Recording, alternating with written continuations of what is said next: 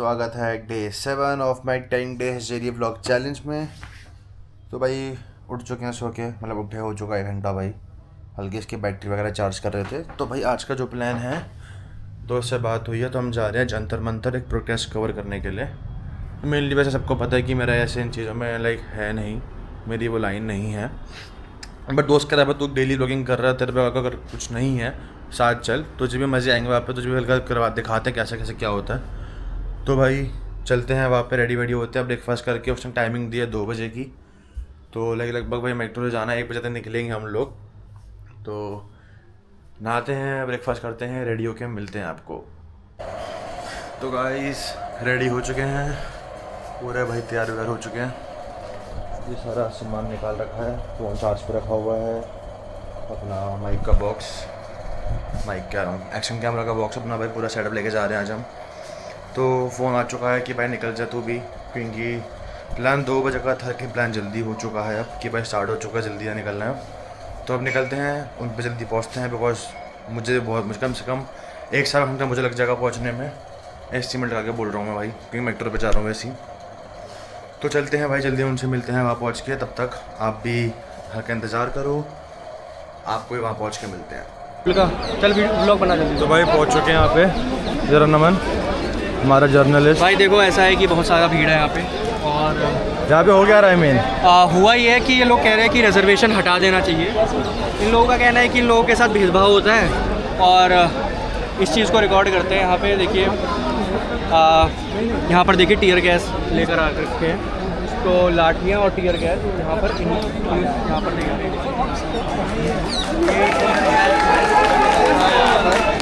जो प्रदर्शन करने वाले लोग हैं, और लाठियाँ पुलिस की भी तैयार है। ये जंतर मंतर है जहाँ पर तो भाई वो अपना रिकॉर्ड कर रहा है। रैपिड एक्शन फोर्स यहाँ पर मौजूद है। सारी एक्शन फोर्सेस हैं भाई यहाँ पे, और टीयर गैस भी। तो है ये कि लोगों का कहना है कि इनके साथ भेदभाव होता है, और ये लोग चाहते हैं कि हर तरीके का रिजर्वेशन हट जाना चाहिए। इनका कहना है कि भाई भेदभाव नहीं होना चाहिए मेनली। तो बहुत ज़्यादा लोग हैं, इनको एंट्री की परमिशन नहीं दी अभी। तो दिक्कत ये हो गई है कि इनको एंट्री की परमिशन चाहिए। ये लोग मांग रहे हैं कि भाई अंदर करने दो ना प्रदर्शन, लेकिन इन लोगों ने मना कर, जो वो है ना पीछे पुलिस स्टेशन से परमिशन लेनी होती है, उन्होंने मना कर दिया कि नहीं, परमिशन नहीं मिलेगी। तो दिक्कत ये है कि भीड़ इतनी आ गई है कि लोग बाहर ही बैठ गए हैं। तो जो ये लोग मतलब जिन लोगों ने भी ऑर्गेनाइज़ किया था, वो लोग यहाँ अंदर आके बैठ गए हैं। इन लोगों ने इस जगह को पूरा वो बना दिया है, इधर है ना एरिया, यहाँ पे जो कैमराज हैं और लोग बैठे हैं, ये पूरा स्टेज बना दिया इन लोगों ने अपना। तो ये लोग यहीं बैठ गए हैं, और आप देखो भाई इतनी ज़्यादा फोर्स है, टीयर गैस है, लोग इतने सारे आ गए। मतलब ऐसी उम्मीद नहीं थी कि इतनी ज़्यादा भीड़ आ जाएगी। और प्रोटेस्ट का कॉल था बहुत लंबे टाइम से था, और लास्ट तक भी मतलब ये बात हो रही थी कि प्रोटेस्ट कैंसिल हो जाएगा, बट लोग इतने ज़्यादा बढ़ गए हैं, मतलब यू कांट इमेजिन। भाई देखो ज़रा हाल है।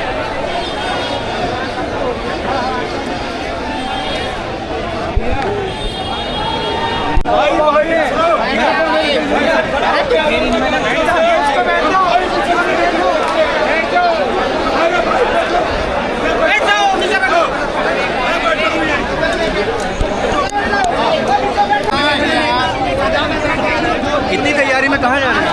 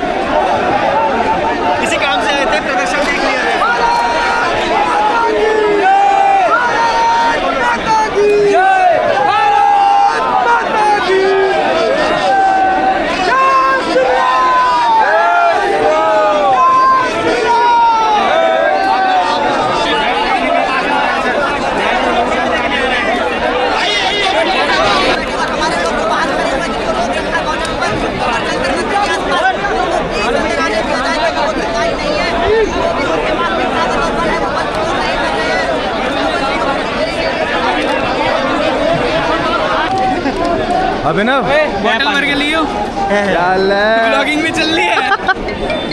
अभी तो कैमरा कोई और कर रहा था। अरे वो है यार, पॉलिटिक्स में है वो, तो भाई अपने कॉलेज का छोड़ दिया उन्होंने, तो वो मेरे को जानते हैं तो ऐसे ही कर रहे हैं। हेलो एक्शन भाई, यार वो सिमिलर चीज़ ही है ना, एक ही बात हो जाती है।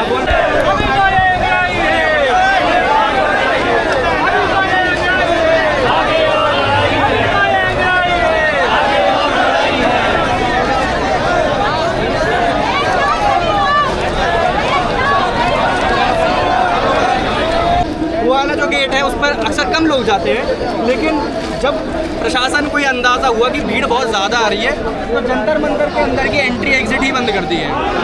तो ये अभी टेम्पररी जेल बन गई है कुछ लोगों के लिए जो प्रदर्शन करने के लिए अंदर आए थे।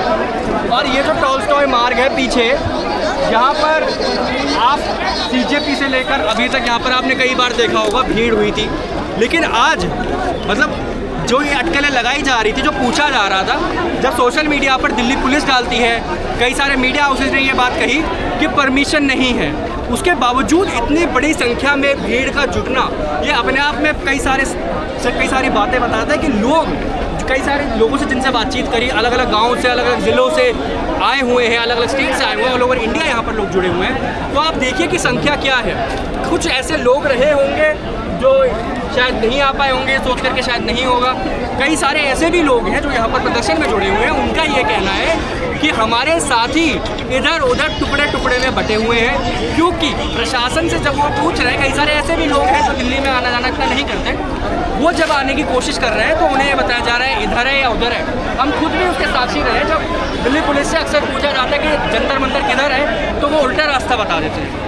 तो ऐसे भी यहाँ पर लोग जुड़े हुए हैं जो टुकड़े टुकड़े में आए थे, कोशिश कर रहे थे कि मिलेंगे, लेकिन प्रशासन ने ही पूरा डाइवर्ट कर दिया। तो टुकड़े टुकड़े में इधर उधर दिल्ली के अलग अलग क्षेत्रों में यहाँ पर और भी प्रदर्शनकारी हैं, और कुछ ऐसे भी हैं जो अंदर फंस गए हैं।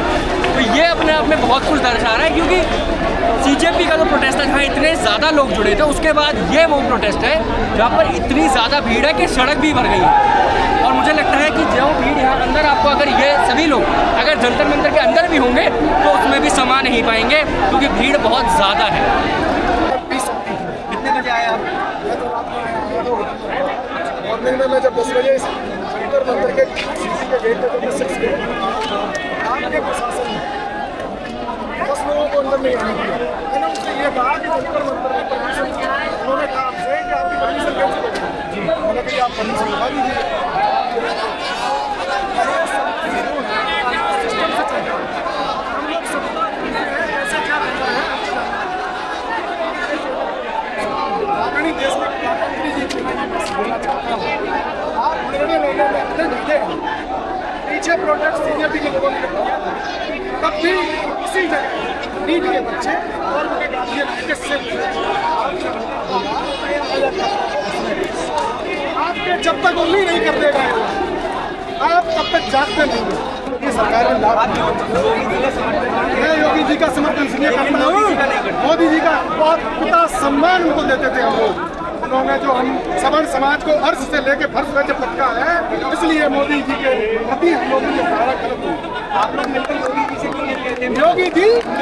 योगी जी से कहना ही नहीं पड़ता है। और ये आने वाला चुनाव 27 का, मैं आपको बताता हूँ 27 का चुनाव, ये आरक्षण की बहुत बड़ी लड़ाई है।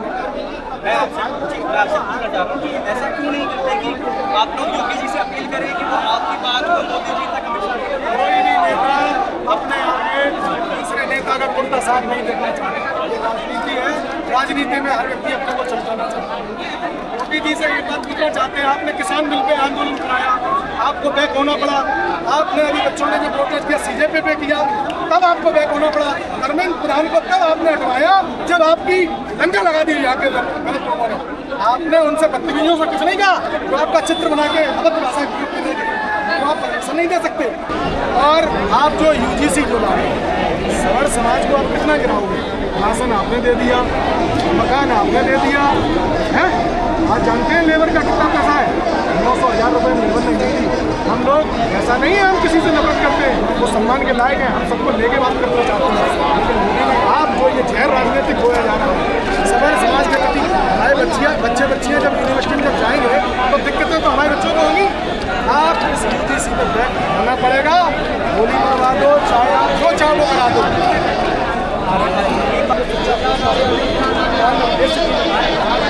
अब रही बात आज अकेले लोग अच्छे लोग, जो व्यक्ति अच्छा काम करेगा उसकी तारीफ होगी, गलत काम करेगा मंत्री हो उसको मेरा नाम है युवराज शर्मा। क्या कहना चाह रहे हैं? मैं ये कहना चाहता हूँ ये बिल्कुल गलत चीज़ है, क्योंकि मेरी 12th में 71% है, मुझे एडमिशन नहीं मिला, मैंने रजिस्ट्रेशन करा रखा है। कैमरा मैन इस पर आप फोकस कर लेना, और ये जो दर्शक देख रहे हैं आप इसकी वेबसाइट पे जाके देख लेना। मेरा मेरिट तक में नाम नहीं आया। मेरे साथ के SC के जो मेरे दोस्त भाई हैं उनका 40% पे कट ऑफ लगी है, उनको उनका एडमिशन हो गया। ये कौन सा आरक्षण है, ये कौन सी समानता है, ये मैं पूछना चाहता हूँ अपनी सरकार से। ये की बात है, मैं 80 लेके बैठा हूँ, 80% पे मेरे ड्यू में एडमिशन चाहता था, और ड्यू में मेरा 80% पे नहीं हुआ। वही मेरे SC और ST वाले दोस्तों का 47-48% पे ड्यू में एडमिशन। और OBC वालों को ये लॉलीपॉप दे रखा है हल्का सा आरक्षण का। मेरे साथ का एक भाई है, उसकी भी 70% है, एडमिशन उसका भी नहीं हुआ। ये कौन सी समानता है और कौन सा आरक्षण है? लेकिन मेरे भाई आपसे मैं एक चीज़ ज़रा पूछना चाहता हूँ, क्योंकि लोग हो सकता है सवाल उठाएं, क्या आप बहुत एक सक्षम परिवार से, बहुत अमीर खानदान से आते हैं? देखिए मैं बिल्कुल अमीर खानदान से नहीं हूँ, ऐसे मान लीजिए मैं नहीं हूँ, ठीक है। लेकिन जो परिवार ऐसे हैं जिनके घरों में छत तक नहीं है, उन्हें मिलना चाहिए आरक्षण आर्थिक स्थिति के हिसाब से। अब मैं तो चलो ऐसे हूँ कि मेरे पिताजी थोड़ा बहुत करके प्राइवेट करा देंगे, लेकिन उनका क्या, जिनके घरों में छत तक नहीं है वो कहाँ पढ़ेंगे? वो तो इसी सरकार के भरोसे है कि गवर्नमेंट कॉलेज मिलेंगे।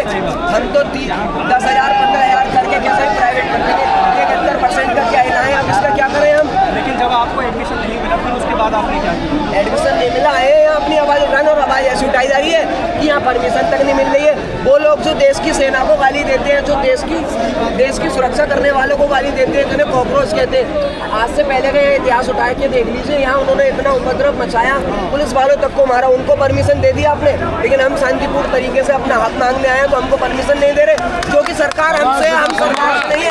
सबसे बड़े सपोर्टर हम सरकार के। स्वर्ण समाज सबसे ज़्यादा सपोर्ट करता है बीजेपी को, और आज सत्ता में होने के बाद भी, कोर वोटर और आज सत्ता में होने के बाद भी, और अब हम इसका विरोध करेंगे। अगर ये UGC और ये आरक्षण में बदलाव नहीं किया, इसका हम विरोध करेंगे, क्योंकि अगर ये 71% लेके हम खा जाएंगे, क्या करेंगे? कैसे कर पाएगी कोई भी पार्टी? यही तो पंगा है ना इंडिया में, क्या है? वोट बैंक है ना। तो आपको लग रहा है कि ये जो पॉलिटिकल पार्टियां हैं, चाहे कांग्रेस हो, BJP हो, कोई भी हो, ये मानेंगे नहीं, क्योंकि जातिवाद इतना गहरा कर दिया गया है तो उनकी मानसिकता में ये हटा नहीं पाएंगे। सरकार भी चाहती इस देश में जाति नाम से शांति हो जाए। वो चाहती है कि जाति के नाम पे तुम लड़ते रहो, दंगे करते रहो, जिससे सरकार कहीं ना किसी का फेवर, कहीं किसी का फेवर। जाति को गाली दो, सत्ता में आए। एक परिवार में यदि 5 बालक हैं, उनमें से एक विद्रोह करता है तो घर के जो मेंबर होते हैं वो उसकी सुनते हैं। ये सरकार ऐसी है, जो SC वर्ग समाज था उन्होंने सरकार को गालियाँ दी और सारा कुछ किया, लेकिन सरकार ने उसकी मानी, उनको यहाँ पर बैकवर्ड। और मोदी जी मेरे प्यारे बच्चों, गलती होगी कोई बात नहीं, उनको आने को नहीं मना करेंगे। आप देखते हो गाँव में प्रधानी का इलेक्शन होता है, मैं छोटा सा बता रहा हूँ, भारत का गृह मंत्री कहता है कि कोई माइक का पार्टी इसलिए बनाई गई है कि जो आज सामान्य वर्ग के लिए विसंगतियाँ पैदा हुई हैं, उनकी बातें नहीं मानी जा रही है, उसके लिए पार्टी बनाई गई है। और कोशिश छात्रों के बारे में बात करें सर, पार्टी के बारे में होता है। छात्रों के बारे में बात की, मैं छात्रों के बारे में बात कर रहा हूँ। आज जो आर्थिक आरक्षण के ऊपर हमारे लोग बहस चल रही है, आरक्षण की विरोधी नहीं है। हम चाहते हैं कि जो भी आरक्षण हो वो आर्थिक आधार पर हो, किसी भी जाति का हो, SC का हो, ST का हो, कोई भी हो, नहीं पता, आर्थिक आरक्षण तो मिलना चाहिए। और इस बाइक नहीं है, उसके बाद में UGC लगा हुआ है, UGC भी हमारा रोल में किया जाना चाहिए। ठीक है भाई, क्या कह रहे हैं आप? मैं कहना है कि अच्छा नहीं दे रहा है तो आपकी कहा। दूसरा चीज़ दंगों को दो, वो नहीं चल पा रहा है, जिनको खाने की रोटी नहीं मिलता उनको दो, विधवा होगी जिनके घर में कोई देखने वाला उनको दो, लेकिन आरक्षण उनको नहीं दिया जाए। फलानी जाति का आदमी BJP से खड़ा है, ये फलानी जाति का कांग्रेस से खड़ा, तो ये तो ये तय होना चाहिए ना कि लोगों को भी ये मानना पड़ेगा कि हम जातिवाद पर भाई वोट। कानून में संशोधन होगा ना, ये तो संविधान में ऐसा लिखा हुआ है। बिताएंगे। उसके बाद बाद लेकिन क्या आपको लगता है 10 साल में वो सब बढ़ा दिया जाता है? क्योंकि गाँव देहात जो कोने कोने के इलाके थे वहाँ तक हो सकता है ना पहुँच पाया। नहीं पहुंच पाया। वो गवर्नमेंट ने अपने हाथ में ले लिया। गवर्नमेंट ने उसे अपनी राजनीति का एक पहलू बना लिया और आज 70-75 साल हो गए, 80 साल हो गए पूरे, और उसका कुछ सोल्यूशन निकल के नहीं दिया। हमें केवल हमने तो अपने सबको मिलाने के लिए किया, उन्होंने तो हम लोगों में बिखराव पैदा कर दिया। बिखरा वोट के लिए पैदा किया। हाँ, वोट के लिए पैदा कर दिया। और ये ऐसे ही चलता रहेगा जब तक देश के लोग जाति के आधार पर वोट देते रहेंगे, चलता रहेगा। और जब तक लोग हिंदू मुसलमान करते रहेंगे तब तक ये होता रहेगा।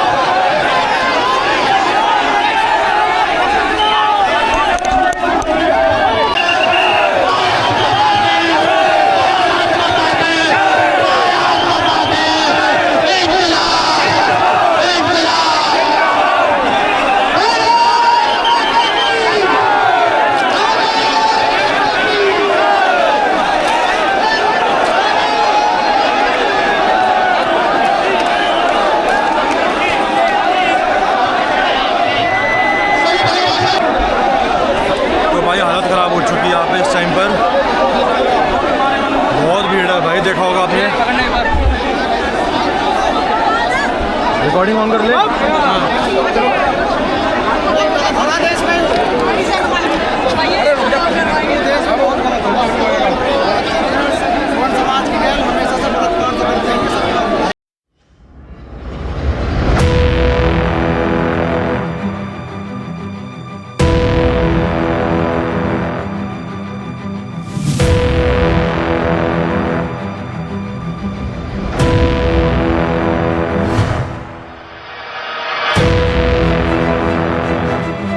तो भाई हमारे नमन भाई लगे हुए हैं फुल फॉर्म में।